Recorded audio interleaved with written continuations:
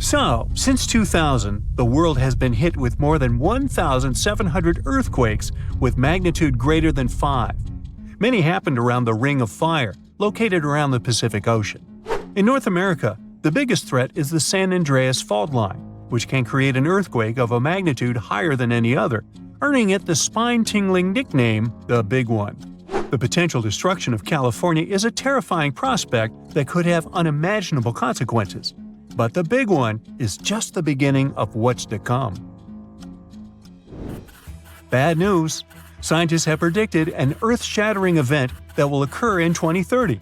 Like it or not, there's a 70% chance that we'll experience the Big One, and it will be an earthquake with a magnitude of 6.7.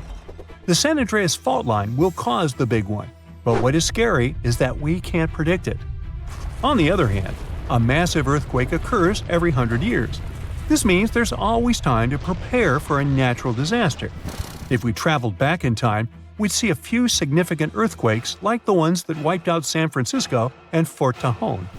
Buildings made a long time ago are not quake-proof. They will collapse. Even if they survive, you should not enter them. But buildings are not the most dangerous part. You should watch out for electrical lines and gas pipes. Your hill house might be lovely, but it is extremely unsafe. During quakes, the hill can turn into a massive landslide that will destroy everything in its path. Say goodbye to road trips because all the roads will be ruined. You should have some spare water and food since you won't be able to go to the supermarket. This disaster won't be cheap. It will cost the U.S. around $200 billion to recover from the quake. At least the earthquake will not trigger tsunamis. But there's something it can cause more damage than the Big One. The notorious Cascadia subduction zones start in California and ends up all the way in Vancouver, Canada.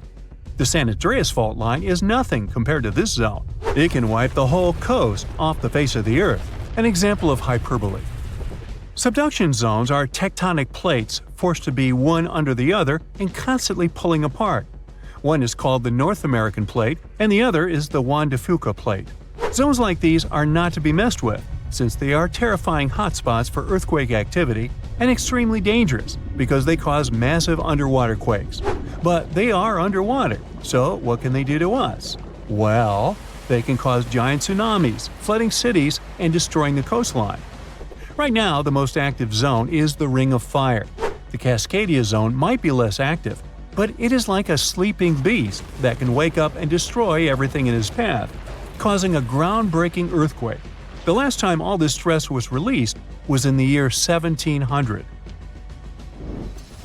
Unlike the San Andreas quake, this one will cause massive tsunamis and much bigger shocks. Let's hope you'll be camping in an open field at that time, because most buildings and bridges will likely be destroyed. Also, be ready for the aftershocks, as they'll be devastating. Nature won't be spared either. Landslides will change animals' habitats. Even our homes will be changed forever. Luckily, there is a light at the end of the tunnel, and scientists are doing everything they can to ensure our safety. New rules are implemented. Every new building must be able to withstand massive shocks. They're developing modern warning systems, and every new infrastructure must follow strict quake-proof guidelines. The Juan de Fuca and the North American plates are locked together, but they won't stay like that forever. When they unlock, get ready for a massive shake. The closer you are to the epicenter, the more damage you'll experience. But even if you are lucky to be far away, you may still feel the ground shaking for some time. Now, if we compare the Cascadia subduction zone and the San Andreas Fault, we'll see how much more dangerous the Cascadia zone is. In 1994, there was an enormous 6.7 magnitude earthquake in the Northridge area, close to the San Andreas Fault. Sadly, many people didn't make it, and some were injured. Back then, buildings were not strong and earthquake-proof, and many of them were damaged. The Cascadia subduction zone can potentially cause a magnitude 9 earthquake. A magnitude 6 quake has the power of around 44 million pounds of dynamite, but a magnitude 9 has the power of 44 trillion pounds of dynamite. The strongest ever recorded quake was in Chile. Its magnitude measured 9.5, and it destroyed most everything. So let's say you've survived the quake, but the struggle is far from over. Soon after, a massive tsunami will strike, with waves that might reach up to 100 feet in some areas. That's so unlike the San Andreas earthquake, which can't produce any significant waves. So say goodbye to your beautiful garden, since salt water will destroy trees and plants, changing the environment for a period of time. The only positive thing will be you won't need Halloween decorations, because all those dried-out trees will resemble a ghost forest. The combination of waves, quakes, and the sheer size of the area will make this natural disaster much more dangerous than any caused by the San Andreas Fault or the so-called Big One. A quake similar to this happened around 300 years ago. Many more have been recorded in the past 3,500 years, proving that they continually occur every 400 to 600 years. So, technically, we have around 100 to 300 years before the next big one hits. We still have no idea how exactly the Cascadia subduction zone works, because we discovered it in 1970. This zone is super scary because it can cause big earthquakes. It was found by accident when researchers studied the Ring of Fire. They wanted to know if this area had caused any trouble in the past years, and the proof was under their noses. In Washington, there is a horror forest where nothing has been growing for years. When researchers tested the soil, they found a tremendous amount of salt. They put two and two together and concluded that a massive tsunami had been the reason. Experts still didn't know when the forest was destroyed. But Japan kept records of a gigantic earthquake that had a similar effect.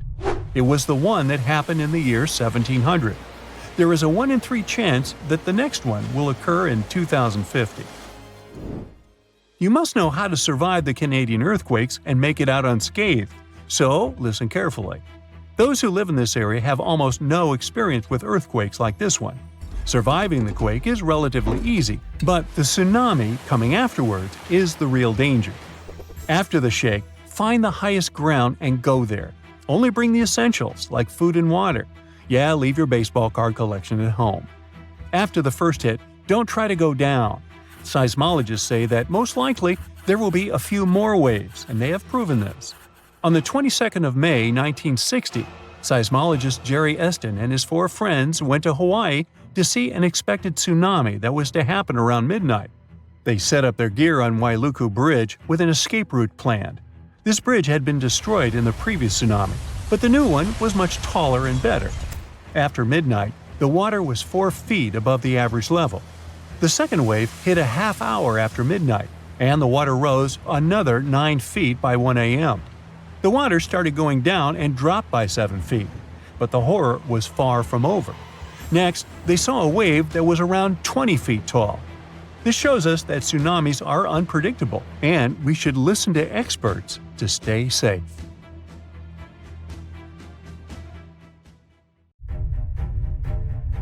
There is a powerful force hiding underground where tectonic plates meet, and one forces another under it. This happens in the Pacific and Indian Oceans.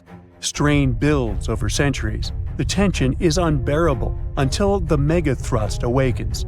The Earth shakes with a magnitude that can exceed 9 points, more powerful than any other earthquake. When the seafloor suddenly gets pushed up fast, it sends a huge ripple across the water, and a tsunami of huge force is out. These waves are called teletsunamis, and they cross entire ocean basins, ready to take over coastlines thousands of miles away. The thrust fault stretches over 600 miles. The Earth is not just shaking, it feels like it's tearing apart. This is the power of a megathrust earthquake. Those caught in its path will have to fight for their lives. Japanese authorities recently had to issue their first ever mega-quake advisory. It happened because of a strong tremor on the edge of the Nankai Trough ocean floor zone. In the end, most of the warnings were lifted, and there wasn't much damage from the 7.1 magnitude earthquake. Parts of southwestern Japan started to shake, and the superfast trains in Japan slowed down to stay safe, which made travel slower for everyone. But everyone is staying alert as they know about the risk of a megathrust earthquake that could happen within the next few decades in the Nankai Trough. The tectonic plate under the Philippine Sea is slowly sliding underneath the land where Japan is, moving just a few inches every year. The last big earthquakes from this area happened in 1944 and 1946, both with a magnitude of 8.1. These quakes have caused a lot of destruction in the country. The next megathrust earthquake in the region, if it does happen, could be between a magnitude 8 and 9. Scientists still can't agree on how likely this mega-earthquake is to happen, but it could be up to 80% certainty. On the other side of the Pacific, scientists from the U.S. Geological Survey have studied a dangerous area along the U.S. West Coast. It's called the Cascadia subduction zone, and it stretches from northern California to northern Vancouver Island in Canada. Over the past 14,200 years, there have likely been at least 30 big earthquakes in this region. One major quake happens every 500 years on average. But for a long time now, Cascadia has been quiet, and it worries scientists. They think this might be because the area is locked, meaning the tectonic plates are stuck together and building up a lot of pressure. Eventually, the part of the seafloor could suddenly break and move by several feet. The shaking would be just 5 minutes, but it would create a powerful tsunami as the seafloor shifts that would last for 10 hours. If it happens, it's going to be the worst natural disaster in the country's history, according to experts. The ground on some inland hills could turn into something like quicksand. This would cause the hillsides to slide and crumble, taking down roads and bridges. Around 620,000 buildings could be badly damaged or even collapse, including about 100 hospitals and 2,000 schools. People in Washington state might have to take care of themselves without help for 2 weeks, finding food, water, and shelter on their own. Scientists are studying slow slip events, where the tectonic plates move very slowly over weeks or months, releasing some energy but not enough to stop a big one. Every time the magnitude of an earthquake goes up by just one number, the energy it releases is 40 times bigger. So we'd need about 1 million small earthquakes every day for 500 years straight to release the same energy as one huge magnitude 9 earthquake.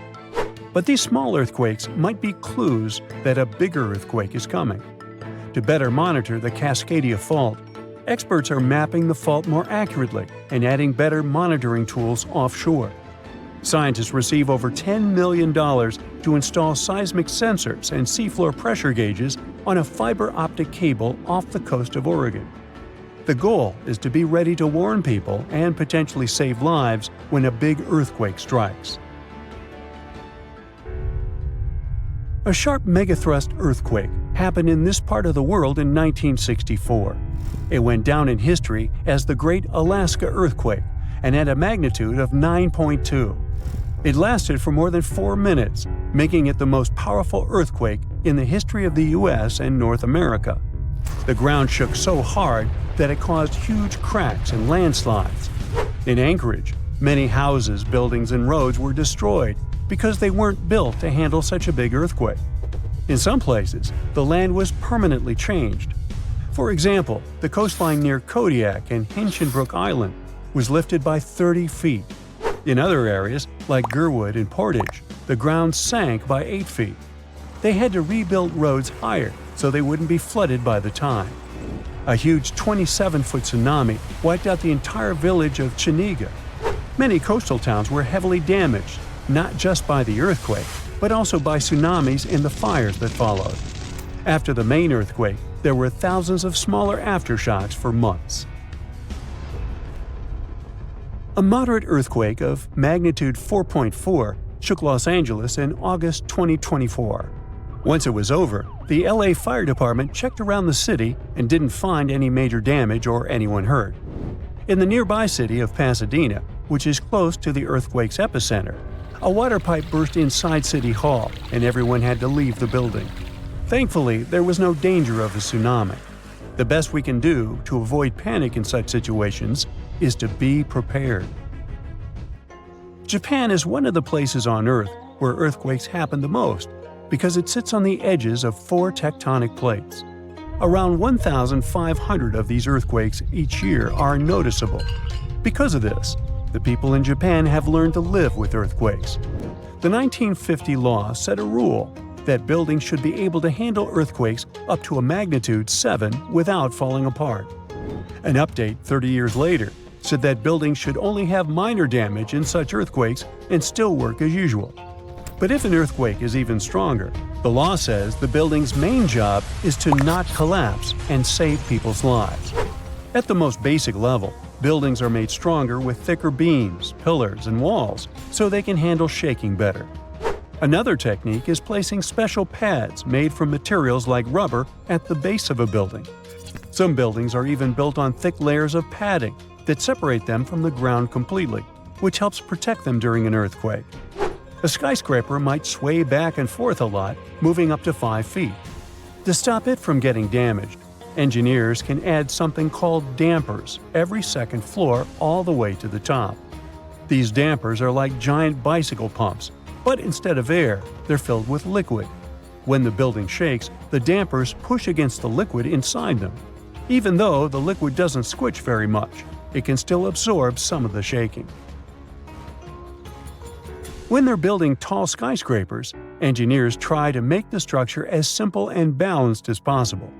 This means having each floor the same height and placing the support columns evenly. But sometimes, architects who design skyscrapers don't want to make these compromises because they have creative ideas for how the building should look.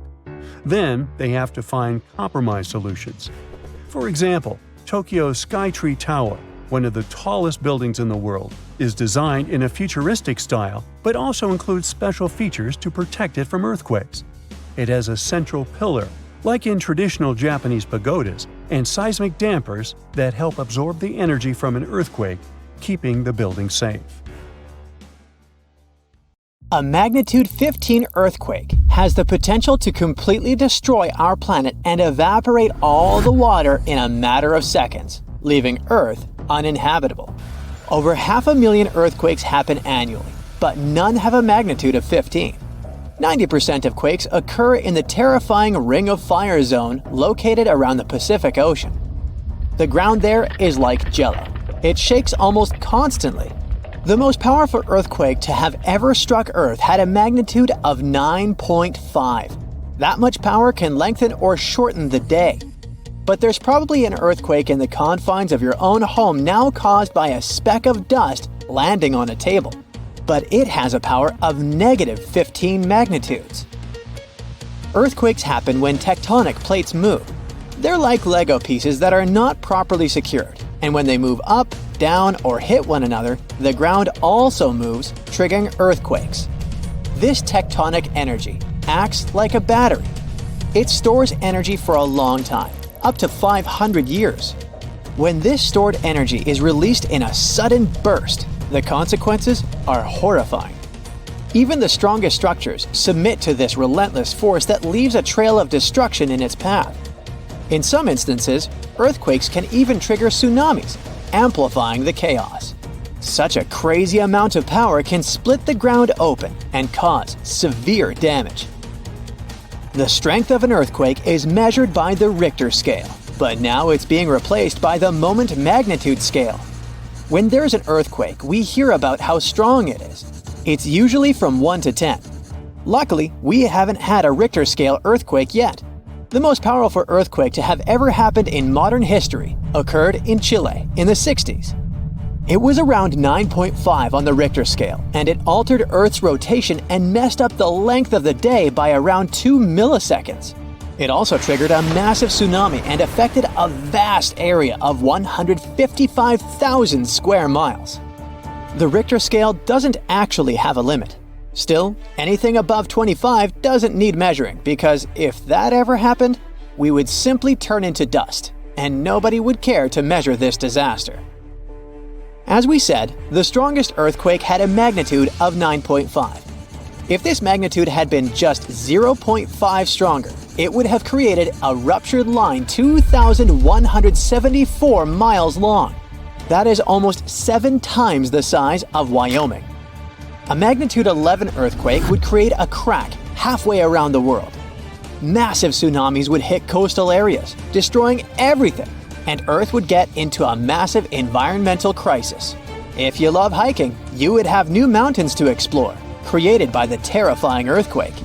Even the temperature would increase because of volcanic eruptions and the resulting greenhouse gases. It would turn our planet into a hot oven. The safest places would be far away from any buildings, seas, oceans, and mountains where there would be a low chance of a landslide. Countries unprepared for earthquakes would be totally destroyed, and cities would turn into piles of rubble and dust. Going up on the Richter scale would only make things worse. But don't worry, an earthquake of that power is impossible. Earth's crust doesn't have enough energy to produce such earthquakes. But there is something that has much more power and can produce mega-earthquakes. Asteroids are powerful enough to destroy our planet, as we all know from the dinosaur era. That asteroid was around 6 miles long and it caused massive damage to the planet. It triggered earthquakes that shook the ground constantly for months. These terrifying quakes were about 50,000 times stronger than the Chile earthquake. They also triggered a tsunami that was 30,000 times more powerful than the Indian Ocean tsunami. And the latter was one of the most devastating tsunamis to have ever struck Earth. The earthquakes caused by the asteroid had a magnitude of 11, making it the most powerful and scariest natural disaster ever. And let's hope it stays that way. The Indian Ocean tsunami affected only certain areas of the world. Meanwhile, the asteroid tsunami affected every part of the world and had 33-foot-tall waves. Even if you had traveled to the most remote place on Earth, you wouldn't have been able to hide from this Grim Reaper. A 15-magnitude earthquake wouldn't be 15% stronger than the Chile earthquake. The scale doesn't work like that. It would be around 100 million times more powerful than a 9.5 magnitude quake. It could make all the water on Earth evaporate, leaving us devastated and without any H2O to survive. All ecosystems would collapse, all food chains would be broken, and only some super strong bacteria would probably survive the impossible. That is only a fraction of the frightening things that could happen. The ocean is like the AC for our planet. Without it, Earth would be super hot. The ocean also serves as a shield from the sun's powerful rays. It acts as a heat absorber and cools Earth. Scientists think that the most dangerous thing would be the inability of Earth's crust to survive the violent shakes of the 15-magnitude earthquake. If our planet miraculously survived and didn't turn into dust, there would be massive openings in its crust. The ground would become gelatinous. It would randomly move up, down, left, and right, and no building would survive that. Our civilization would be brought back to the Stonehenge era. Tectonic movements like this are devastating. A similar thing happened in Japan when tectonic plates moved 165 feet from each other and then snapped back together, creating a 9-magnitude earthquake. No place on Earth is immune to this bone-chilling natural phenomenon. Still, certain places have higher chances of being destroyed than others, like the Ring of Fire, where 90% of earthquakes happen. This is a place where earthquakes are almost everyday occurrences. The Ring of Fire is located in the Pacific Ocean. It forms a ring around the continents that surround the Pacific. There, several tectonic plates meet, creating highly unstable ground. To make the problem much more terrifying, 75% of active volcanoes are located in this area. 90% of dormant volcanoes are also there, making this place extremely dangerous. Scientists carefully study this region to find a way to predict when the next earthquake might strike. The Ring of Fire is not the only place at risk of earthquakes. In California, along the San Andreas Fault line, 2 tectonic plates have been storing power for more than 200 years.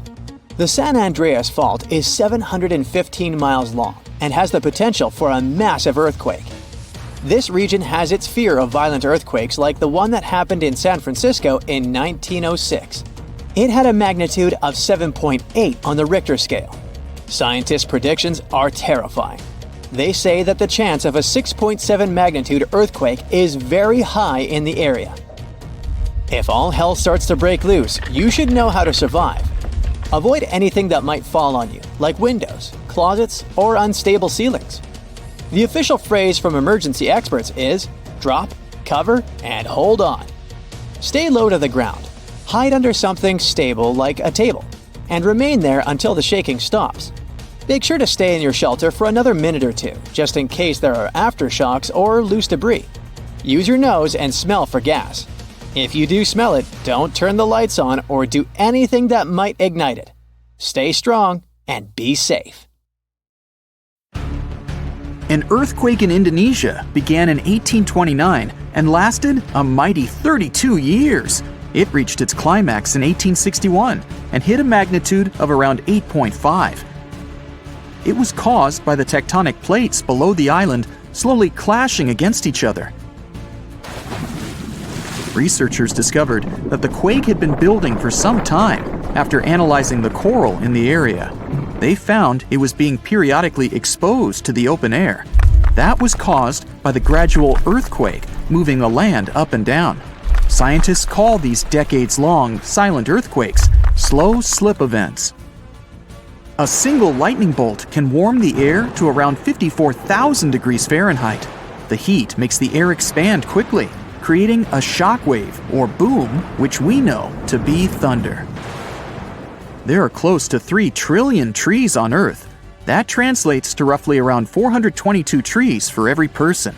Before humans, the number was nearer to 6 trillion. Almost 70% of the Earth's surface is covered by water, which on average is around 2.5 miles deep. 97% of Earth's volcanoes lie underwater, as well as the mid-ocean ridge, a massive mountain range that is over 40,000 miles long. Humans have mined around 190,000 tons of gold from the planet. Experts predict there is around 20% still left to be mined, but this figure is constantly changing. The world's largest active volcano is in Hawaii. Called Mauna Loa, it's over 2.5 miles above sea level. Given that most of it is underwater, the volcano's summit is a staggering 11 miles from its base. That's the same length as over 160 football fields. The highest ever recorded temperature on Earth was a sweltering 136 degrees Fahrenheit. It was recorded in El Azizia, or modern-day Libya, on September 13, 1922. The lowest temperature was a chilling minus 129 degrees Fahrenheit, recorded at Russia's Vostok station in 1983. Earth is the 5th largest planet in the solar system, behind Jupiter, Saturn, Uranus, and Neptune. It has a circumference of roughly 25,000 miles, and it would take the average person around 8,300 hours to walk around the face of the Earth. The separation between Earth's land masses would make such a trek almost impossible, though. It takes 365.25 days for the Earth to orbit the Sun. Because our calendar years only have 365 days, we add an extra leap day every 4 years to make up for the difference. Russia is the largest country on the planet, with a total area of about 6.5 million square miles. It encompasses more than 1/8 of the Earth's inhabited land area, but still has a relatively small population given its size. Earth is the only planet with one moon. Mercury and Venus have no moons, while every other planet has 2 or more. Earth is over 4 billion years old. Scientists calculate this by looking at the planet's oldest rocks, as well as meteorites that have crash-landed. They used meteorites as they were formed at the same time as Earth, when the solar system was forming. The ground we walk on is basically recycled. The planet's rock cycle turns igneous rocks to sedimentary ones, then transforms those into metamorphic rocks, and back again. Like Earth, our moon also experiences earthquakes. They're less common and intense than the ones we have, and are caused by tidal stresses. A tidal stress is basically the relationship between the gravitational pull of the moon on the Earth and that of the Earth on the moon. Despite being the 5th largest continent, Antarctica holds 70% of the planet's fresh water and about 90% of its ice. Bangkok is the most visited city in the world, boasting 23 million visitors in 2019 alone. Paris, London, Dubai, and Singapore make up the other cities in the top 5. The lowest layer of Earth's atmosphere is called the troposphere and is the reason we have weather. Sunlight heats the planet's surface, which causes warm air to rise up to the troposphere. This air then expands and cools as the air pressure decreases and sinks down, where it is then warmed by the Earth again. Coral reefs are the largest living structures on the planet, with some even being visible from space. Coral reefs hold the most species per area of any of Earth's ecosystems, even more than rainforests. Earth got its name around 1,000 years ago, and it comes from the German word meaning the ground, but there's no evidence to show who actually named it. Of all the planets, Earth is also the only one which is not named after a Greek or Roman deity. The deepest point of the ocean is the Mariana Trench. It's a whopping 7 miles below sea level. Coastlines cover about 20% of U.S. land, but are home to more than 50% of the U.S. population. The Earth isn't actually a sphere.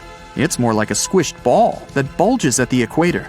The bulge is caused by the force of the Earth spinning, which makes the north and south poles slightly flat.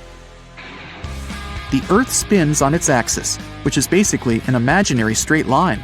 Earth has seasons because the axis is tilted, causing the sun's rays to hit different parts of the planet more directly, depending on the time of year. If the sun was as tall as a standard door, the Earth would be around the size of a nickel. The Earth's rate of rotation is gradually decreasing. It's happening so slowly that it would take as much as 140 million years for the length of a day to increase to 25 hours.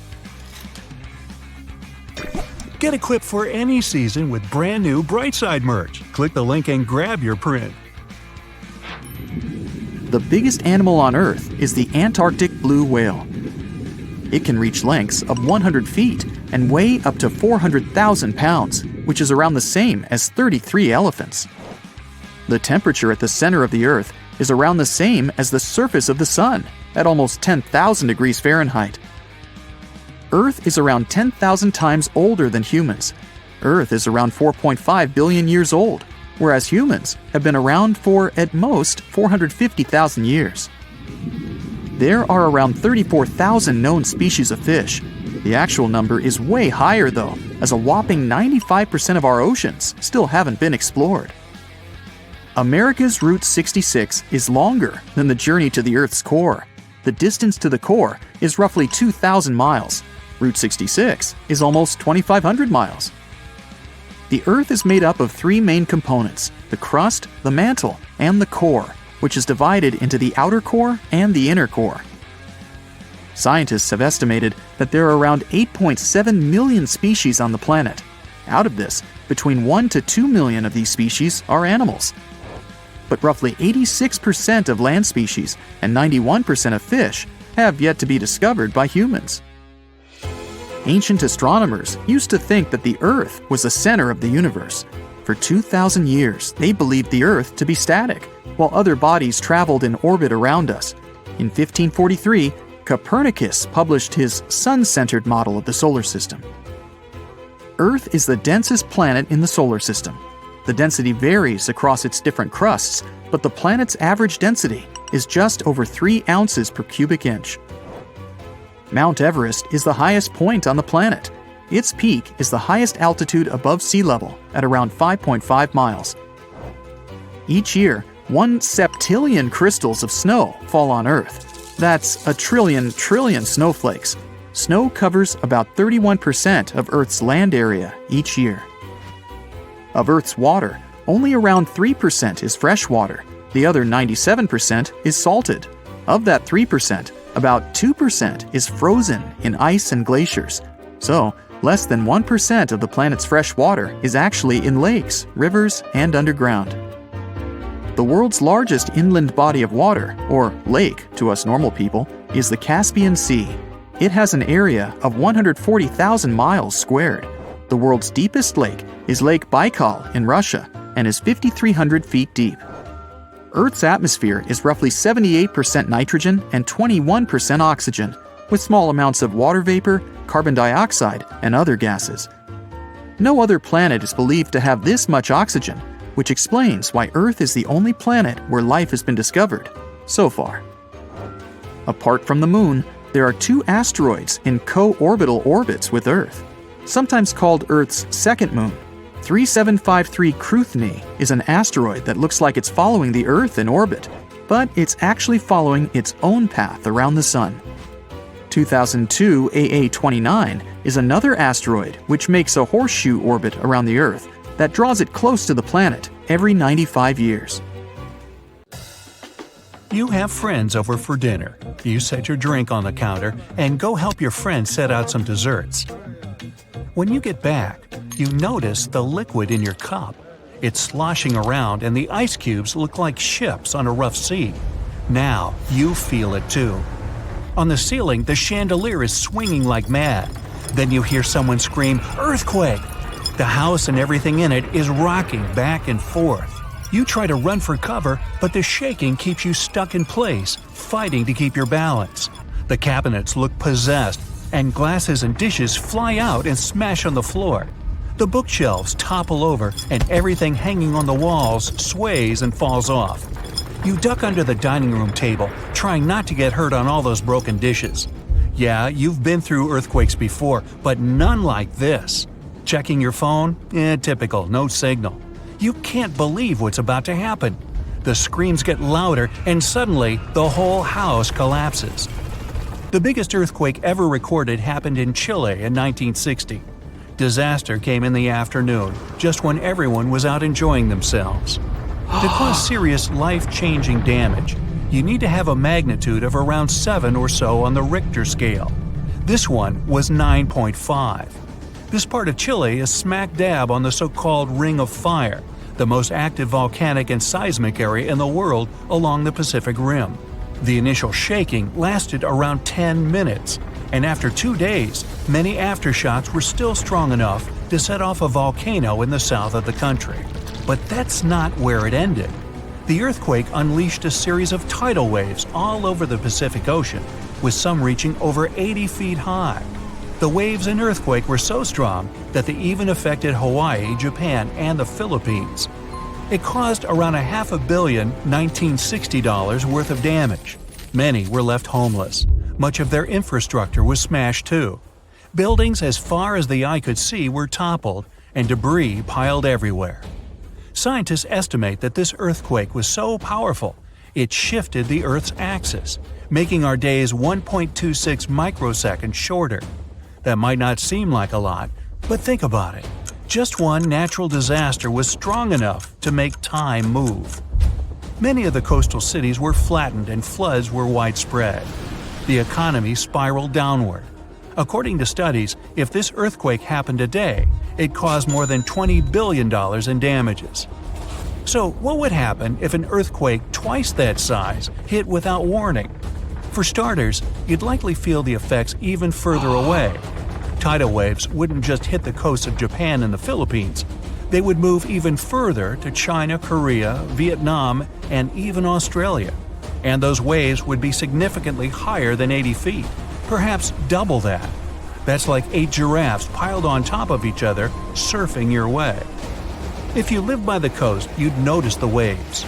If you saw the water recede way back so you could practically see where all the fish call home, you'd know it was time to run. Chances are that a tsunami's heading your way. Say it really happens. You're caught under the wreckage, not knowing what's going on. You manage to free yourself and escape to the fresh air. And you're not alone, because all the houses in the neighborhood have turned into piles of bricks and rubble.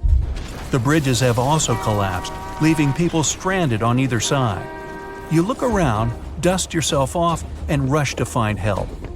Fire trucks and ambulances drive between the broken-down cars and rubble. You try to make it to your car, but the aftershocks are still hitting, and you're getting tossed to the sidewalk.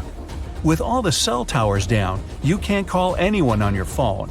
Your knees are shaking, but you manage to power through. Once you reach your car, you see it crushed under a boulder, like a giant soda can. You continue on foot and eventually reach downtown. It looks as if some giant got angry and knocked all the buildings down. You push forward and try to see if you can find some help. Without warning, your phone vibrates. You check it and see 1,000 notifications about a 20-magnitude earthquake. You're still shaking, But that's all you. The ground is still for now. Uh-oh. You hear something in the distance, racing towards you. To your right, you see tidal waves as tall as buildings charging at you. Still in shock, not knowing what to do, you now come to your senses and run. You don't even know which way to go. There's a tsunami right behind you, and in front of you are broken down buildings with rocks and concrete still falling everywhere. Wait, there's a building that's somehow still standing.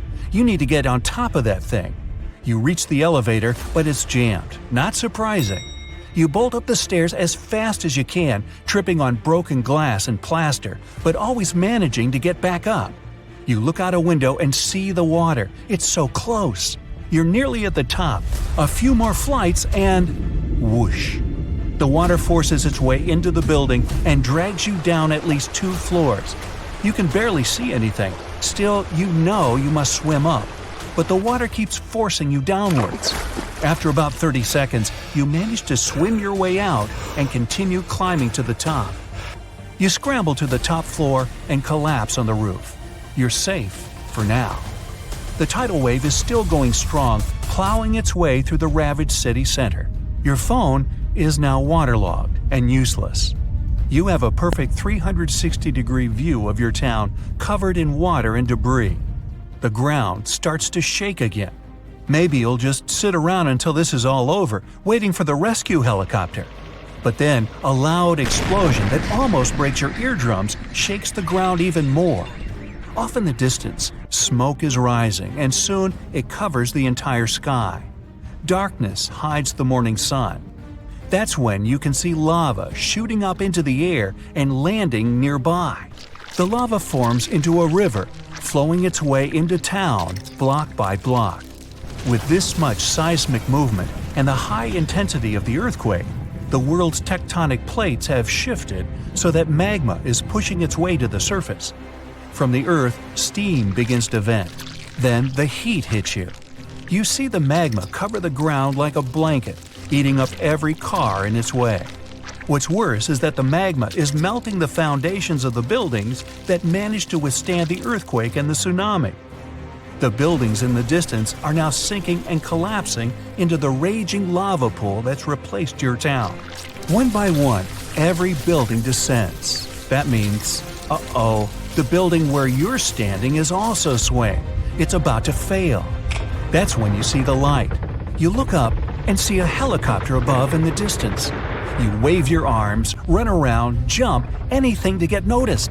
And it works. The chopper makes a few circles and finally drops you a rope ladder. As you're lifted in the chopper, you take a good look at the world below you as it wriggles around like noodles in a strainer. You land a few miles out and are immediately treated by a doctor in an emergency triage center. You were one of the lucky ones. A year later, the tsunami water has receded. The lava that flowed inland has cooled, but all that magma permanently changed the ground below it, and the whole town is gone. The disaster has thrown the entire country into a financial nightmare that'll last decades. It takes months to survey the town, making sure there's no dangerous electrical wires or busted gas pipes anywhere. They're rebuilding your town farther inland from where the old one was. In other towns, they rebuild directly over the ruins. In others, they just decide to move everyone to a nearby city. For hundreds of years, people in the US have reported hearing strange, loud booms. These mysterious sounds are called skyquakes. And yep, it's a real thing.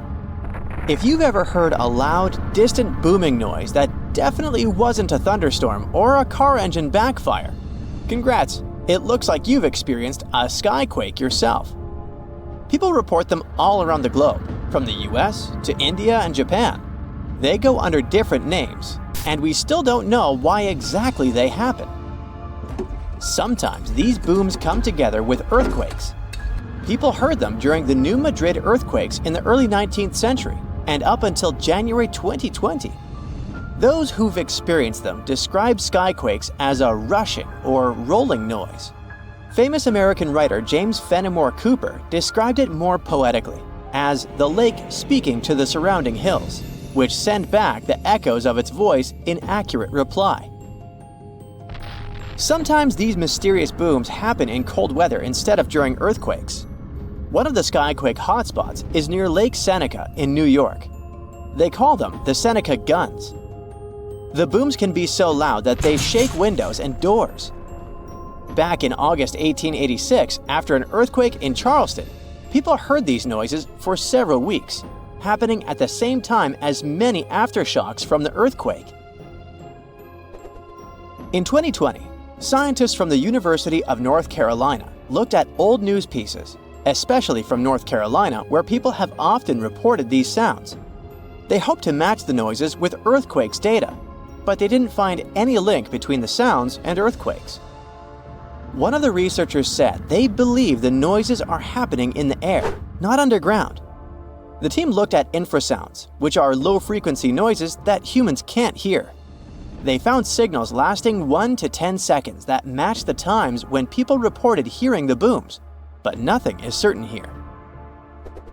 Some people think that solar flares, underwater tsunamis, or caves collapsing under the sea cause skyquakes. Others believe the sounds come from planes making loud sonic booms. But that doesn't explain old records of skyquakes from the past before planes were even invented. Some scientists think a type of meteor called a bolide causes these booms. These meteors blow up when they hit Earth's atmosphere. If this happened above thick clouds, the sound would get louder and travel far, but we wouldn't find anything on the ground. Another idea is that gas might be escaping from the bottom of deep lakes, like Lake Seneca. If you think skyquakes are bizarre, let me introduce you to fog bows. They also go under the name of white rainbows, ghost rainbows, or cloud bows. They form in a similar way to regular colorful rainbows, but are much wider. Rainbows happen when there are big raindrops in the sky, and you can always spot them on the opposite side of where the sun is shining. Fog bows are made by tiny droplets in fog or clouds instead of big raindrops, and they also appear opposite the sun. If you want to see a fog bow, you need to look for it in a thin fog when the sun is bright. You might catch one when the sun starts to shine through the fog, or if you're near the ocean where fog often forms. Because the water droplets in fog are so tiny, fog bows don't have bright colors like rainbows. They might even look all white, or just have faint colors. Some fog bows are hard to see at first because they blend into the mist, but once you spot them, they're easy to recognize. The next rare weather phenomenon you gotta watch out for is thunder snow. You guessed it right. It's a special type of thunderstorm that happens during a snowstorm. Unlike regular thunderstorms that often strike in the spring and summer, thunder snow is much rarer because it happens in the strongest winter storms, like big blizzards, and at the same time needs warm air, which isn't a frequent combo. So, for thunder snow to happen, there needs to be moisture in the air, some instability, and something to lift the air like rising winds. Just like in normal thunderstorms, lightning can appear when you hear thunder. Thunder snow lightning usually goes from cloud to cloud instead of hitting the ground, and the thunder sounds different too, more like a low rumble instead of a loud boom, because the snow muffles the sound. You aren't so likely to get struck by it, but it's still important to stay inside when you hear thunder to stay safe.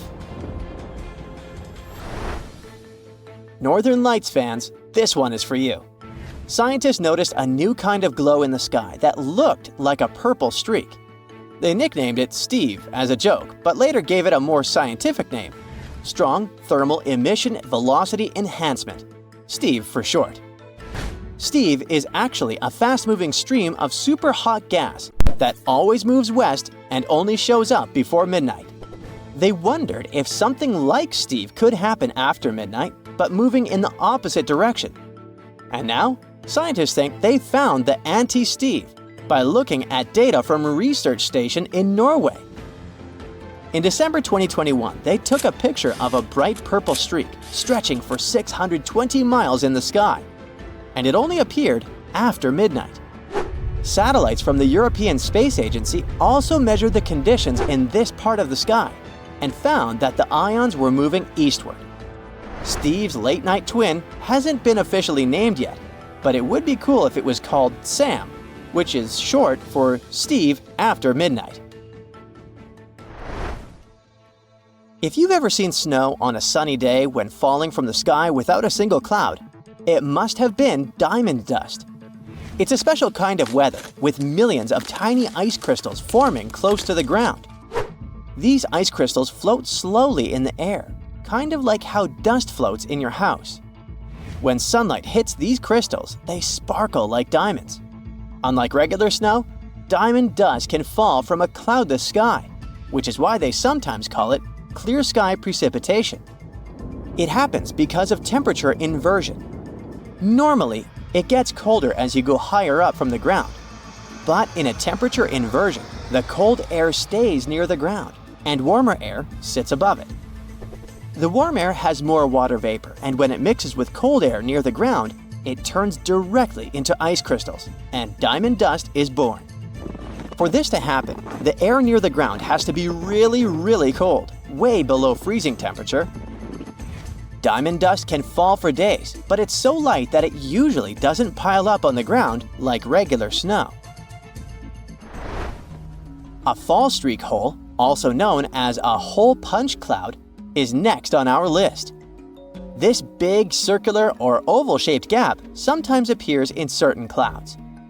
These types of clouds float high up in the sky and are often made of tiny water droplets that are colder than freezing, but they haven't frozen yet. These special water droplets are called supercooled, and they need a reason to freeze. Ice crystals give them that reason. When a plane flies through the cloud, it can bring those ice crystals into the cloud. Once the ice crystals are there, the supercooled water droplets freeze quickly, get bigger, and start to fall from the ground. This creates a hole in the cloud, and as more nearby droplets freeze, the hole gets bigger and spreads outward. Any tornado is scary, but a fire tornado takes the horror to a new level. These bad boys are spinning towers of flame and ash that form when there's extreme heat, strong winds, and uneven ground. The intense heat from the fire causes hot air to rise quickly. Cooler air from the sides rushes in to replace it and creates strong winds. When winds from different directions meet, it makes the fire spin like a tornado.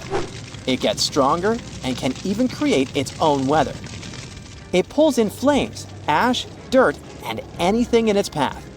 The winds can reach speeds of over 140 miles per hour, and these fire tornadoes can last for more than 20 minutes.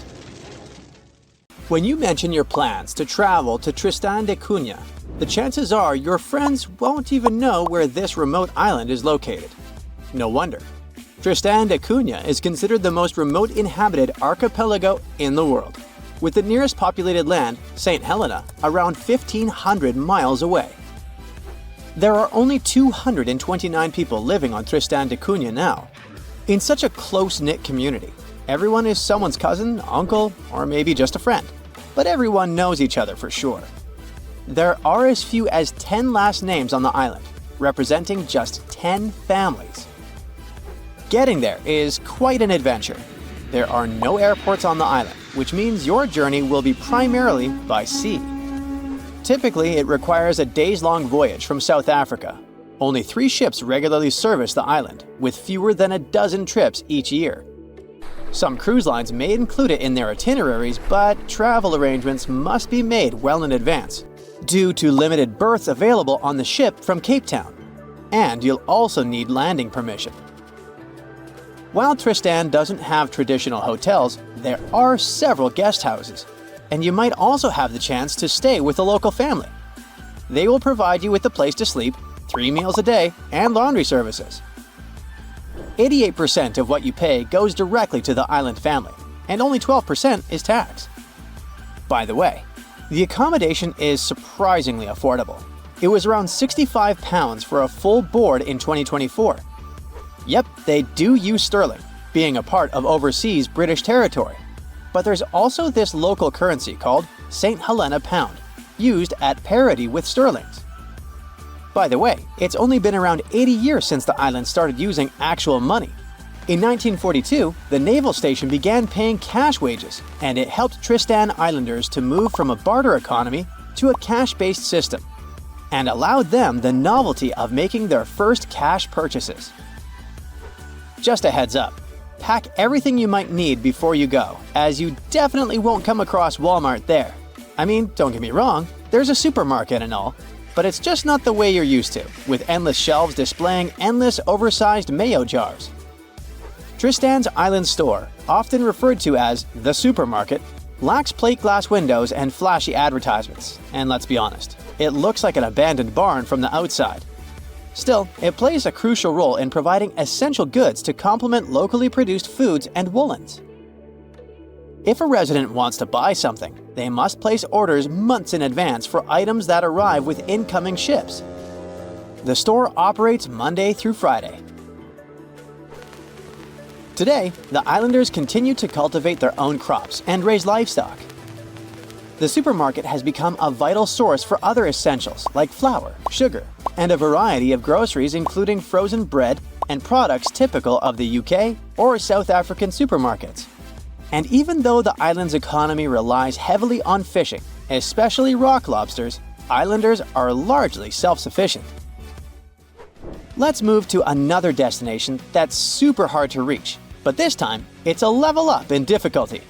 I'm talking about the notorious Hypoxia City, the place with the smallest amount of oxygen on the planet. Sure thing, it's a nickname. The real name is La Rinconada. This place is located in Peru. Getting there means climbing over 16,000 feet up into the mountains. And what did you expect from the highest city on Earth?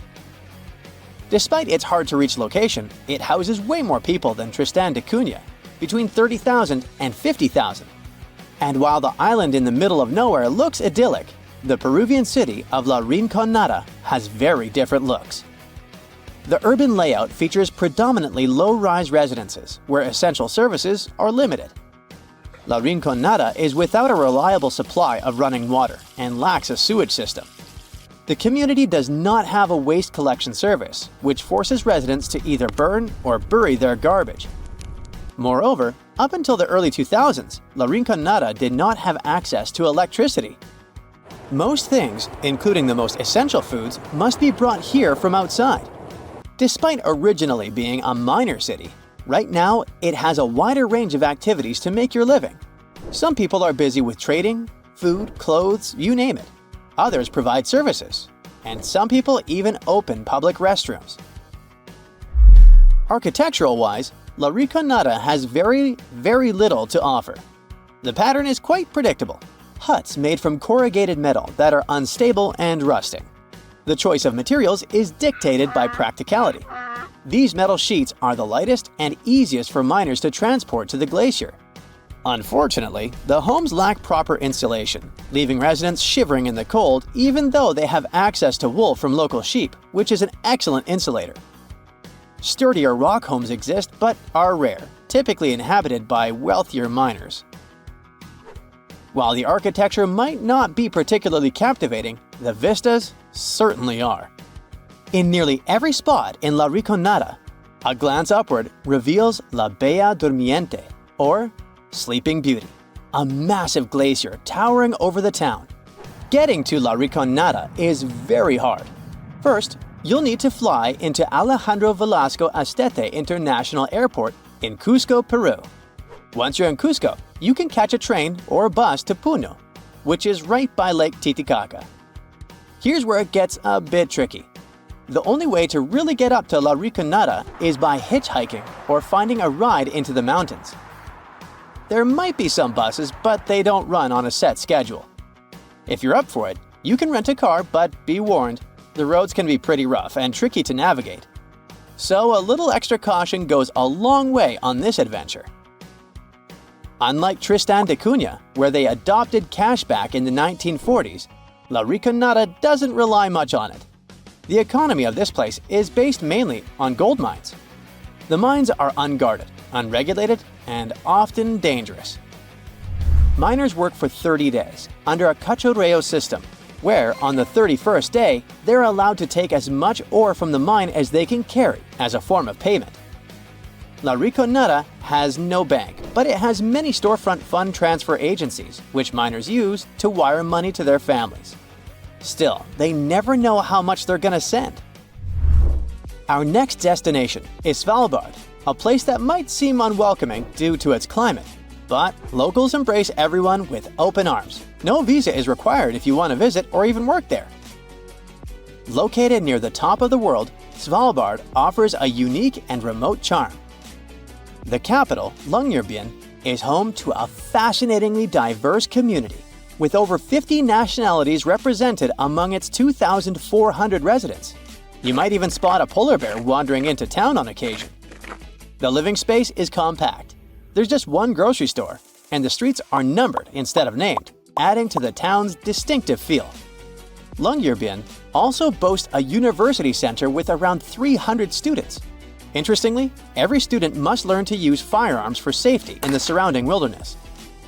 Originally, it was founded as a mining town, just like La Riconada, but the focus has shifted mainly to tourism. However, a quirky tradition remains from its mining days. Visitors and residents alike take off their shoes when entering hotels and restaurants, a practice born out of the need to keep coal dust at bay. The last destination for today is Palmerston Island, a remote coral atoll in the Cook Islands, located about 290 miles northwest of Rarotonga. Famous traveler James Cook visited it on June 16, 1774, and the place was uninhabited at the time, despite ancient graves found there. Today, the island supports a small population of just 25 residents, primarily descendants of 19th century English sailor William Marsters. Marsters arrived in 1863 with 2 Polynesian wives and later added a third. He fathered 23 children. Fishing is the mainstay of the local economy, resembling subsistence living due to the island's isolation. Modern amenities and communication services are available. Although there's no airport, cargo ships visit periodically. You step on the surface of the moon. It's unusual. You definitely feel lighter here, and it's easier to walk. You decide to check out that obsessive idea of yours, jump on Earth's natural satellite. And even despite your bulky spacesuit, you literally fly up into the air. Woohoo! Anyway, you continue your walk on the surface of the moon when you feel something strange. The ground under your feet is it shaking? It feels as if an earthquake has just started on the moon, but that's simply impossible. Or is it? Surprisingly, your gut feeling hasn't let you down this time. Moonquakes do exist. In fact, there are 4 types of moonquakes that are strong enough to be detected from a large distance. There are deep moonquakes occurring more than 430 miles below the surface. Then there are meteoroid impacts. Thermoquakes occur when the frigid lunar crust expands. It happens when the morning sun illuminates the satellite after a 2-week-long deep freeze lunar night. And there are also shallow moonquakes. They're the only ones that are similar to earthquakes on our planet. Shallow moonquakes happen 12 to 19 miles below the surface, and they're the most powerful and dangerous. Between 1972 and 1977, the Apollo Seismic Network recorded 28 such moonquakes, and some of them measured more than 5 on the Richter scale. On Earth, such an earthquake is strong enough to crack plaster and move heavy furniture. Plus, shallow moonquakes are very long-lasting in compared to earthquakes. Once they get going, they can continue for up to 10 minutes. As for the average earthquake, it typically continues for 10 to 30 seconds. Scientists are still not sure what causes shallow moonquakes, and even where exactly they occur. One of the theories is that moonquakes happen at the rims of large, relatively young craters that probably slump from time to time. Interestingly, the Moon and Earth aren't the only places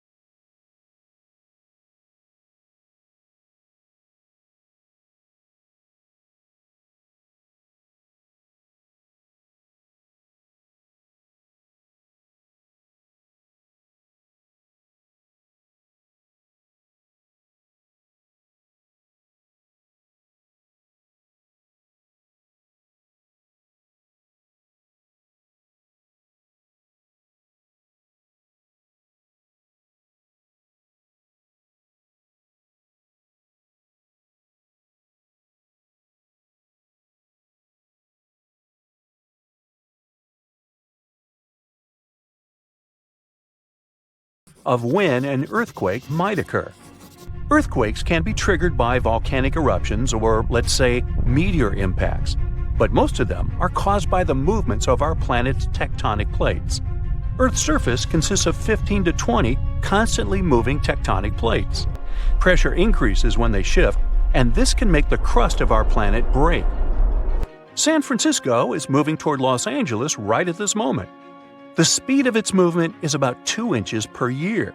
That's as fast as your fingernails grow.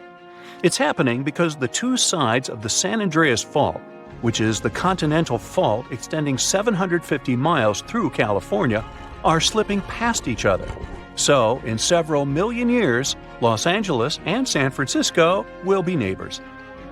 Lakes, ponds, and canals become slightly warmer and start to stink before an earthquake. It happens because gases get released when tectonic plates shift. Most animals feel these signs and change their behavior. For example, scientists noted toads completely disappearing before an earthquake in Italy in 2009. But as soon as the natural disaster was over, they returned. Even after an earthquake is over, you might still see water sloshing around in your swimming pool. There's no need to worry. This is a phenomenon called a seiche. The water can keep sloshing around for hours after the earthquake is over. For example, the pool at the University of Arizona lost some water from a seiche caused by an earthquake in Mexico that occurred 1,200 miles away. On February 27, 2010, a massive earthquake started in Chile. It measured 8.8 on the Richter scale. As a result, Earth's crust in that region was ripped so dramatically that a city called Concepcion moved 10 feet to the west. Another earthquake resulted in the tallest mountain in the world, Everest, shrinking by 1 inch. It happened in 2015 when a magnitude 7.5 earthquake caused several Himalayan mountains to decrease in size. The Japanese used to believe that earthquakes were caused by namazu, a giant catfish that lives submerged in the mud under the Japanese islands.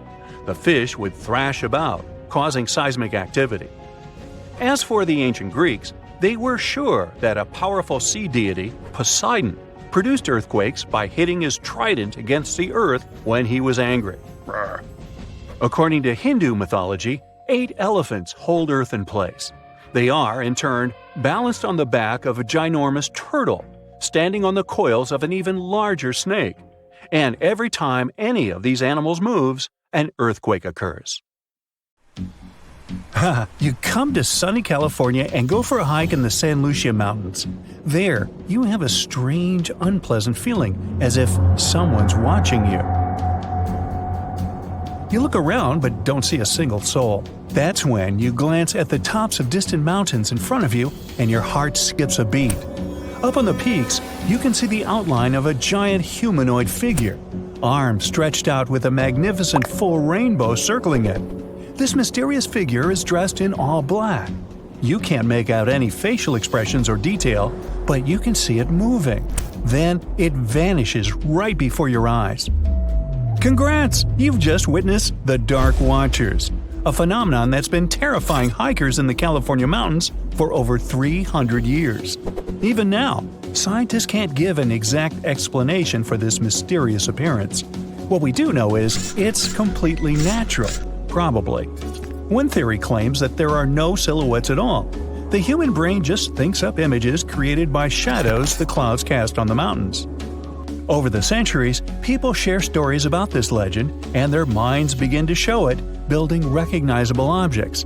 The same can happen to you, like when you see the contours of a human face on a burnt piece of toast or the shape of a dog in a passing cloud.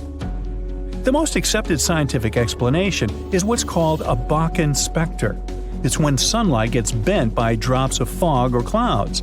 That explains the rainbow surrounding these figures. As for the shadow, it's only your own being stretched and projected on the mountains before you. After all, these figures usually show up when the sun is behind the witness. Natural or not, the vanishing mysterious figures scared the wits out of you. So we head to Antarctica. Snow, ice, and more blinding sun. Yep, it's a desert too. The light is almost blinding. You squint, and off in the distance, you see something red sticking out from all the surrounding endless white. As you get closer, you realize it's a waterfall, an ominous red cascade flowing from the glacier. Splashes fly in all directions and stain the white snow. Don't worry, these so-called blood falls are nothing of the sort. Millions of years ago, hey, I wasn't around then, a glacier formed over a pond and blocked access to sunlight, heat, and oxygen. Then the pond managed to break through the glacier with a little trickle of water. When such salty waters with high levels of iron meets oxygen, it creates that scarlet rust color. This is the only waterfall of its kind in the world. As soon as you come to the Namib Desert, you immediately notice something very strange. Sprinkled among the dry grasslands are almost perfect circles of dirt where nothing grows. These massive polka dots are called fairy circles, and, you guessed it, nobody really knows what causes them. The likely culprit is termites eating the grass around their underground colony. That could also explain the circles' differing sizes. The bugs continue to eat as the colony expands outwards, but they stop before they encroach on a neighboring colony. Well, that's neighborly. The patches where you do see grass show a sort of boundary separating different termite populations. So goes the theory. Heading down to Australia's Lake Hillier. Your eyes don't deceive you. Yes, that lake is bubblegum pink and is perfectly safe to swim in. The giant pink puddle is a salt lake, and it's not the only one of its kind in the world. Salt lakes are pink because of a kind of algae and other microorganisms living in them. They produce a red pigment to protect themselves from the sun. What's unique about Lake Hillier, though, is the water is still pink even if you scoop it up into a glass, and it remains bright pink all year round. The same can't be said about other pink lakes. Southeast Asia. You see a tree that looks as if someone poured paint all over it. But the rainbow eucalyptus was painted by nature. Its unusual bark changes colors over time, like a kaleidoscope. It starts off as a bright green shade, then red, orange, purple, and finally brown. Then the colorful cycle starts again. Blood rain looks more terrifying than any horror movie, but in reality, there's nothing strange or unnatural about this weather phenomenon. People have known about such scarlet-tinted rains since the times of ancient Rome. Sometimes, powerful winds lift red dust into the atmosphere and carry it far, far away, to another galaxy. In the end, this dust gets mixed with clouds, which colors the rain. By the way, dust from coal mines can make the rain black. Pollen is responsible for yellow rains, and some other kinds of dust can turn rainwater white. Back in 2009, people in Ishikawa, Japan saw a kind of rain no one's ever seen before. It was raining tadpoles. The first reason was that the wind that day was so strong, it lifted and carried all those tadpoles away in no time. The second possible reason was that big birds such as gulls just dropped them while they were flying to their nests. Some scientists believe these creatures were hauled off the ground by a waterspout and rained down later. By the way, that day people found not only tadpoles, but also frogs and fish instead of puddles. And yep, it can be raining worms too.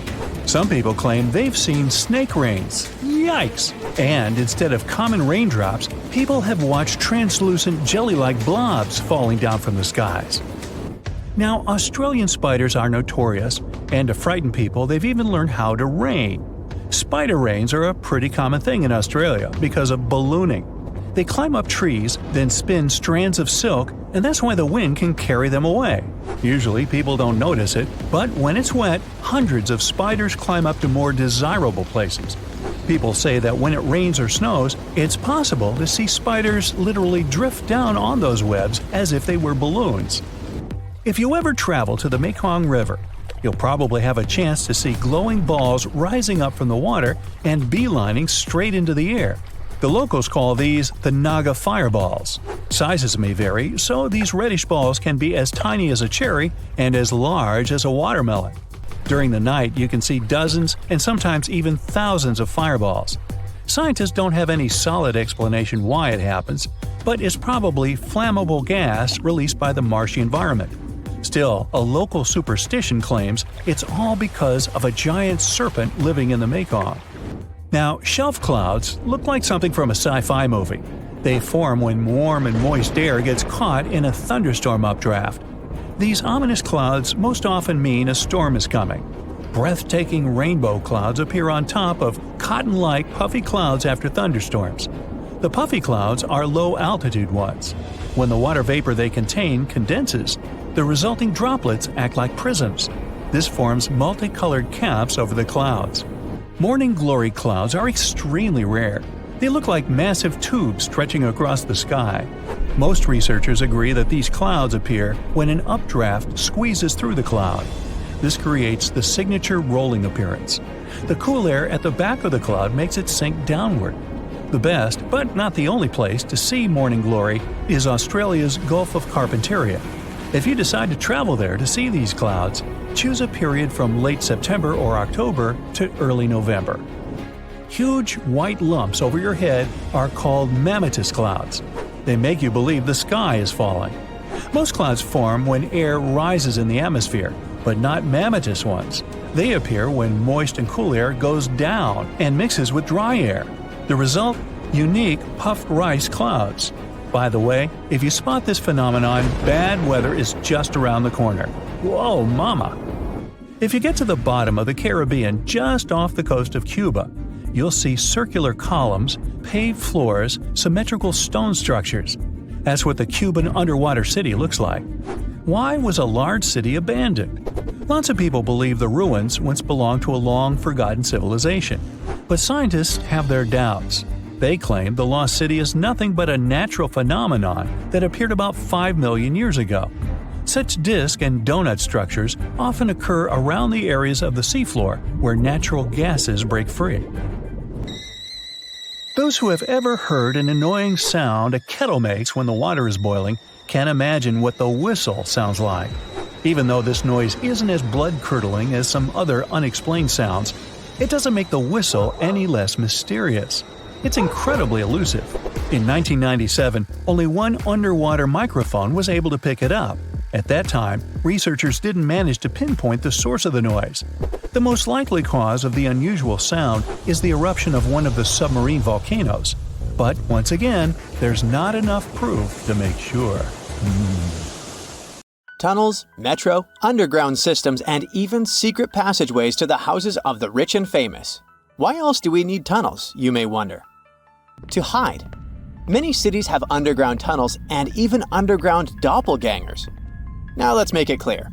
Those passages are normally not connected, contrary to the popular rumor claiming that it was possible to get from Scotland to Turkey using underground passageways built around 5,000 years ago. I mean, it sounds insane even today. Imagine building it back in the day. These tunnels have an official name, the Erdstall Tunnels, and they were most likely built in the Middle Ages. However, we still don't have the exact information about the date. The highest concentration of those tunnels are in Bavaria, Germany, but there are many of them in Great Britain and France too. Erdstall tunnels, a unique type of earthen passage found globally, are characterized by their narrow, oval-shaped corridors and tight choke points, known as schlups, or slip-outs. Despite speculation, their purpose remains a mystery. However, some of those tunnels have fireplaces and even vents, which might mean those were used primarily for shelter. Dating back to the Middle Ages, possibly as early as the 12th century, Erdstall tunnels lack archaeological signs and historical records. So it's not a surprise that there are many rumors about their use. Some scientists are sure those were storage spaces, though their narrowness makes this impractical. Another idea is that they provided hiding spots for farmers during tribal raids. However, their single entry point raises doubts about their effectiveness in evading threats. Now, if you're feeling like Indiana Jones and want to venture into those tunnels, you're in luck. A few structures, like the Erdstall Radkobluken in Austria, welcome visitors to explore these enigmatic structures. Most of them are closed to the public eye, though. The origins of Erdstall tunnels remain largely unknown, just like their real functions. And if you think, hey, it's the 21st century here, we can study pretty much everything, well, you're wrong. What makes these tunnels hard to study are the tight confines. Traditional surveying methods often prove inadequate in such spaces. To solve this problem, scientists use a handheld device that integrates an RGB camera, a gyroscope, and high-resolution depth sensors, allowing them to capture intricate details of the tunnels. They also use modern techniques like 3D surveying in hopes of uncovering the true origins and purposes of those tunnels. One hypothesis even suggests they may have been poorly conceived dwellings, abandoned when their inadequacies became apparent. Still, not everyone quite agrees with this idea. Other theories suggest they served spiritual purposes, while the most intriguing idea speculates that those tunnels may be remnants of extraterrestrial civilizations. Experts believe they may have been used for practical matters, such as granaries or hiding spots from looters. As we don't have exact info on who built it and when, it may be pretty much anyone, even a sloth. Nope, I'm not a lunatic. Sloths can build giant tunnels. Check this out. In 2009, a farmer in southern Brazil was driving his tractor through a cornfield when it suddenly sank into the ground. He quickly discovered he had broken through the top of an underground tunnel. When researchers came to investigate, they found a tunnel around 6.5 feet high and the same 6.5 feet wide, extending about 50 feet long right beneath the farmer's house. When they looked closer, they instantly saw deep claw marks on the walls. That was the proof the tunnel wasn't human-made. So that thing the farmer uncovered was a megafauna paleoburrow, a prehistoric tunnel dug by ancient creatures like giant ground sloths or giant armadillos from over 10,000 years ago. I know, it's hard to imagine those beasts, but let me help you. Take a hamster. Now, increase it to the size of an elephant. Don't forget, this 13-foot-tall hamster could also walk on two legs. During their time, around 15 million to 10,000 years ago, many species of sloths and giant armadillos roamed the Americas, some even digging similar tunnels. Today, many of these tunnels are filled with sediment, though some remain clear, similar to the one the farmer discovered. This 2009 find sparked significant interest, leading to the discovery of over 1,500 paleoburrows across southern Brazil, making it the era with the highest concentration of such sites worldwide. But no one knows exactly why there are so many of them in southern Brazil. While some paleoburrows exist throughout South America, none have been found in North America, which is weird since those huge sloths roamed the entire continent. The exact purpose of these large tunnels remains a mystery, but scientists believe they may have served as nursing spaces, temperature regulation, or hibernation areas. Tunnels likely developed over centuries as successive generations of sloths and armadillos expanded them. Now, let's take a look at fugus. No, not the Japanese fatal delicacy, and no, not a town in New Guinea. To see them, we gotta travel to the UK. So fugus are underground structures too, but they don't look exactly like tunnels. They are dry stone structures. They look as if a cave had been decorated with stones from the inside. There are only around 15 of them found so far, and most of them are located in Cornwall. According to the estimates, those tunnels were built about 2,400 years ago, and they're still in pristine condition, which is truly fascinating. I mean, back in the day, people had no cool machinery whatsoever, yet their structures still last. And if you dare to buy an apartment today, well, chances are you won't be too happy about the quality. Going back to our fugus, there's nothing extraordinary about their supposed purpose. They could be used for spiritual purposes, as a place to hide, or a food storage. The latest application, though, is a bit weird. I guess it's not a secret for anyone that England is famous for its excessive humidity. And if you want to store your food properly, you gotta avoid the humidity at all costs. Otherwise, say welcome to mold and fungi. But ancient people weren't dull-witted at all. or they wouldn't have survived, and you and I wouldn't be around now.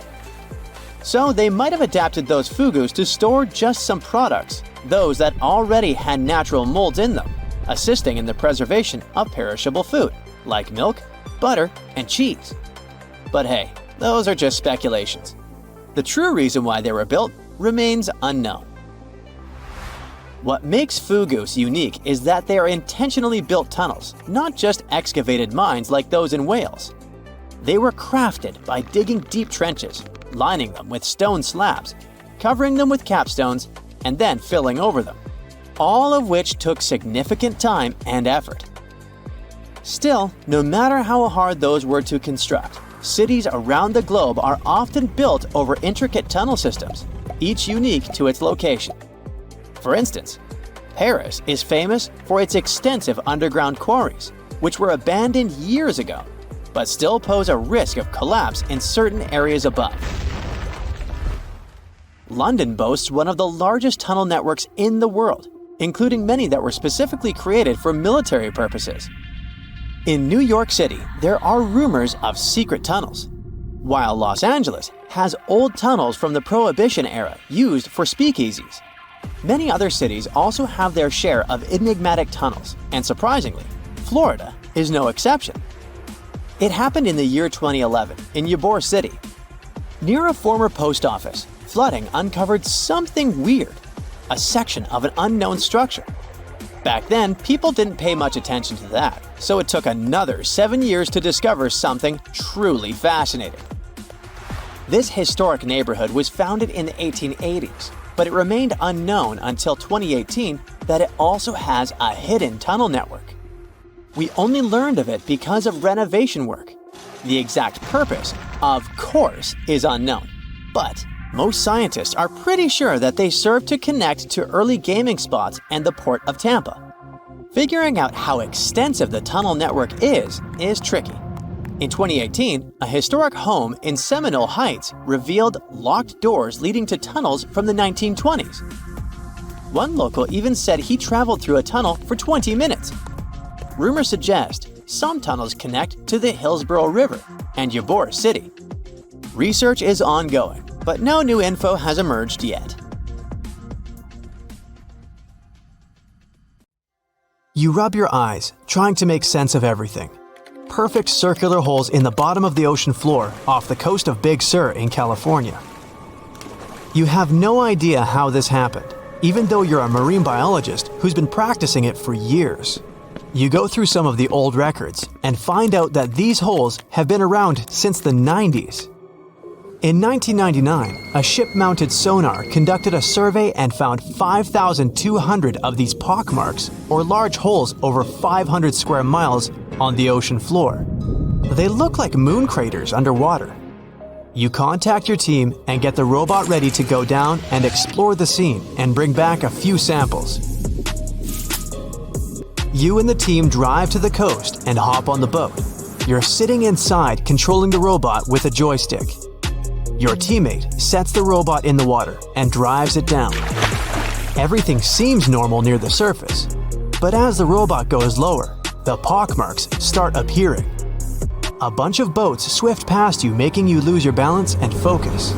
The robot turns on the flashlight so you can see better. But as it goes lower, the resolution is less crisp. It almost reaches the bottom, and the holes are smooth and nearly perfect circular shapes. Some of these holes that were visible in the sonar reading measure more than 30 feet across and 15 feet deep.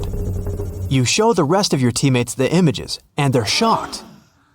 The robot continues swimming, but there appear to be more holes all around. Many of them are too small for the scanner to capture from above. These microdepressions are steep and have sort of tails going in a certain direction. It's possible that the currents underwater played a role in their shape. Everywhere the robot swims, there are new holes all around. After a couple of hours, the robot goes back to the boat with some samples. You take them back to the lab and study them. The robot clearly captures images of human trash, but the samples don't indicate anything alarming for now. Despite the fact that 1/3 of the pockets are filled with trash, there's still no explanation of how they were formed. It's late at night and the rest of your team heads back home. You're passing out in the lab, still trying to find some answers. You wake up the next day and while cooking breakfast, you get this idea that maybe these holes are gases venting out, which could be harmful to marine life. You quickly get the robot and sail out to the ocean once more. This time, you didn't even think about calling your teammates. You place the robot in the water and get behind the screen to control it. The robot descends to the bottom of the ocean and does a survey. So far, the holes still seem to be covered with trash. But some of the holes have marine life dwelling inside, like fish and seaweed.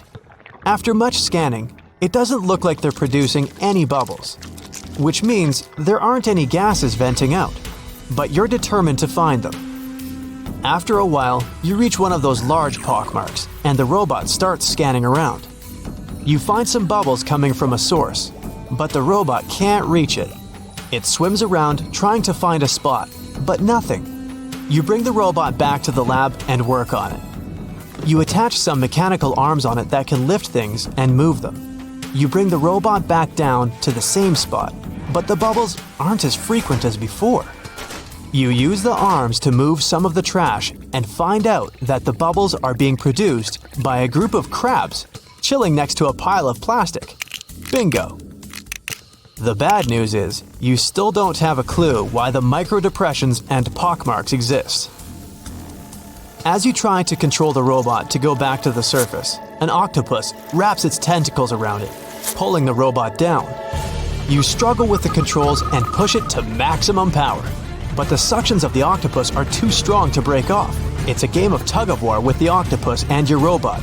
It takes the robot under a pile of trash, thinking it's lunch. But you use the arms to maneuver the robot out and swim back to the surface. You go back to the lab even more confused. The robot has collected more samples for you to study. Your eye is glued to your microscope, trying to figure out what's going on, but nothing. You decide to do a carbon dating test to determine how old these holes are. After a while, you check out the results and are even more stunned than before. They show that the holes are around 400,000 years old, so it's likely that human trash wasn't the cause for all this. You pull many all-nighters trying to figure out the truth. You gather your team once more and hold a small press conference about this. You claim that this may be something we should be extremely worried about, but you still can't tell them more than what you know. With all the brain work put together, you find out that the large pockmarks haven't changed or been active for more than 50,000 years. The newer holes were most likely created by human trash settling in the bottom of the ocean floor. The marine life gathered some of this trash like plastics and discarded fishing gear and created homes for themselves.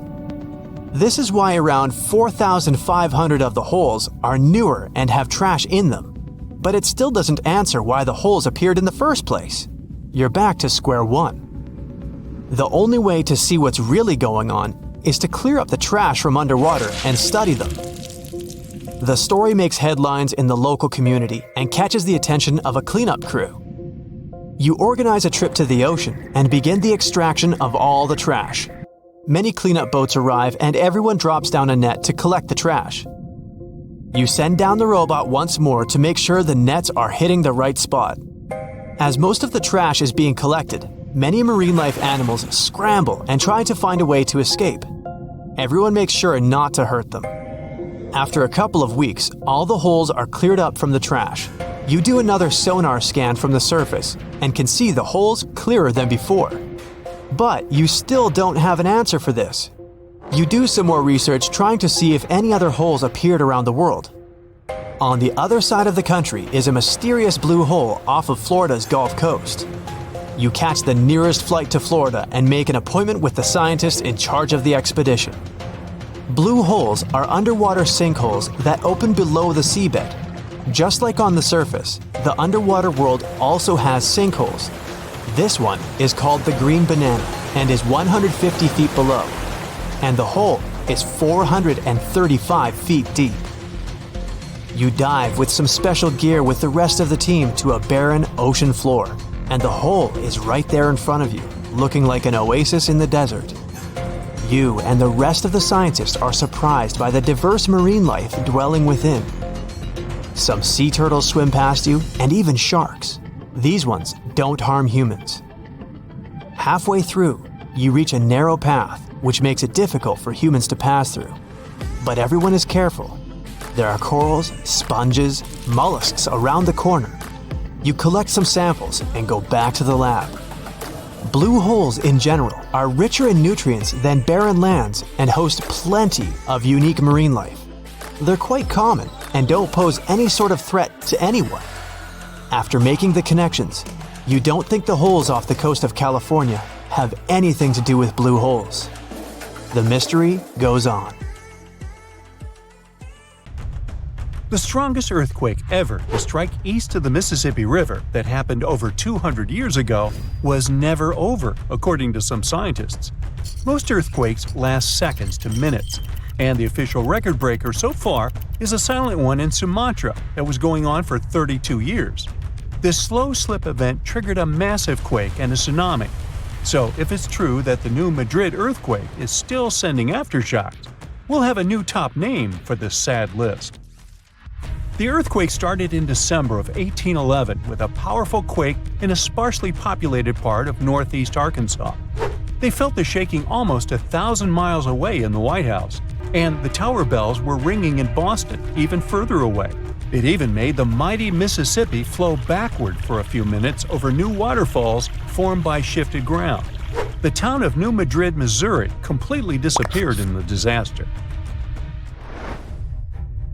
The Earth wouldn't stay still until the end of January the following year, when things got serious again.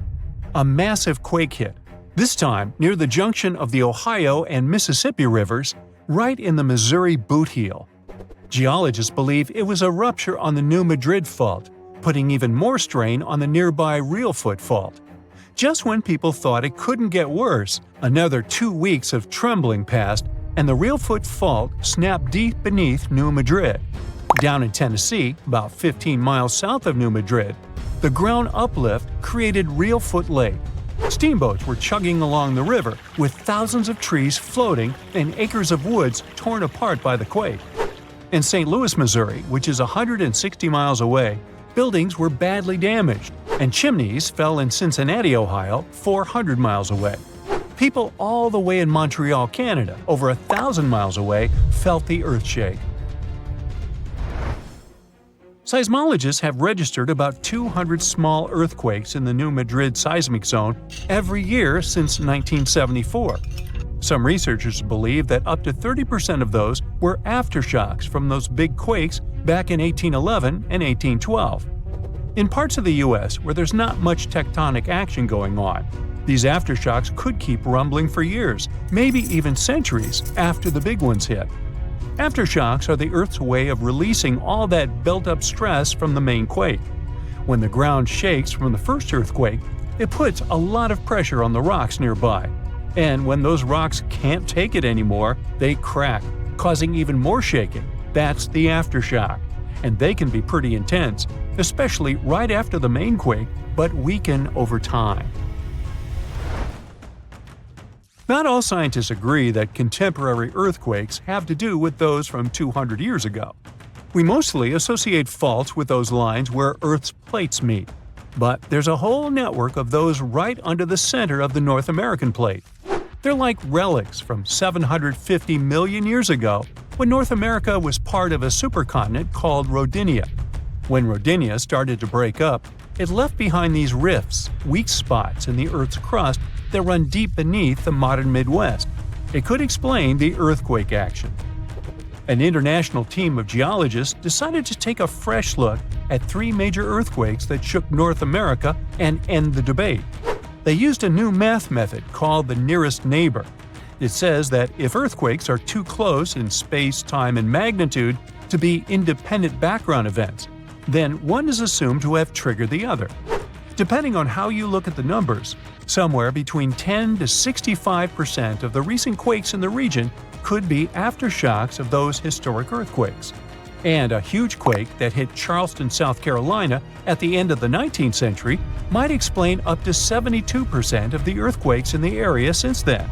But not all places are the same, so the scientific debate continues.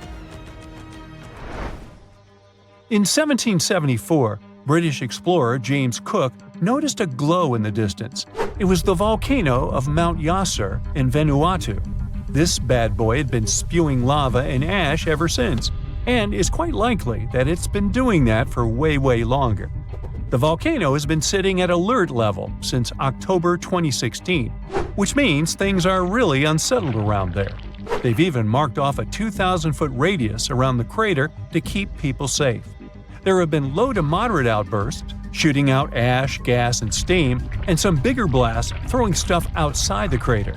Satellite images have picked up on some hotspots of sulfur dioxide plumes, showing that Yasur is still cooking up a big storm down there.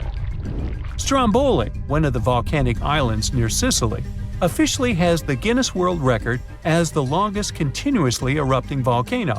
It has been putting on a fiery show for over 2,400 years straight. Ancient sailors nicknamed it the Lighthouse of the Mediterranean. Most of the time, Stromboli's just spitting out spatter, but every now and then it throws in some lava flows or shoots up some moderately high fountains. Sometimes you might even catch a glimpse of steam-driven outbursts. Over 200 million years ago, the world went through a major makeover, with not one, not two, but 4 massive volcanic eruptions changing the game. It all happened in Rensselaer, a large chunk of island that used to be a supermassive volcano stretching across what's now British Columbia and Alaska. This volcanic activity might have helped dinosaurs grow from cat-sized critters into giants we saw in Jurassic Park. It kicked off a 2-million-year rainy season. It made the whole world hot and humid, and the dinos just loved it. Researchers dug deep into sediment layers beneath an ancient lake in China to uncover these secrets. They found traces of volcanic ash and mercury, clear signs of those epic eruptions. There were carbon signatures showing huge spikes in carbon dioxide levels, making the atmosphere toasty and the rain pouring down. It all happened in 4 separate pulses, each triggered by those monstrous volcanic blasts. There's a spot in a national park not too far away from Sydney, Australia, where a fire has been raging deep underground for at least 6,000 years. They call it Burning Mountain, and it's a coal seam fire, burning its way through a layer of coal beneath the Earth's surface. Once these underground fires start, they're pretty much impossible to put out. This ball of fire is up to 30 feet wide and extremely hot, but there's no flame, it's smoldering. The fire has been creeping along at a pace of about 3 feet per year.